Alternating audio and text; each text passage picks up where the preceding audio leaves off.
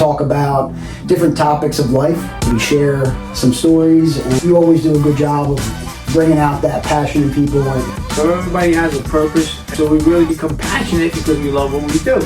Your brain, your body, your spirit is all in. And don't listen to the noise. If you find your gift and passion follows, great things are going to happen. Why are you guys friends? You're waking up every day and you're not just wandering around waiting for something to happen, or the way you live your life with passion. That's not an easy thing to do, is to be able to be open-minded. It's good to be uncomfortable because now I'm going to change and grow. We don't necessarily get a sign or some kind of card in the mail that says here's your gift. We have to find it. That's the challenge. I know my purpose, and it is. But that's we both faced a lot of adversity, you know.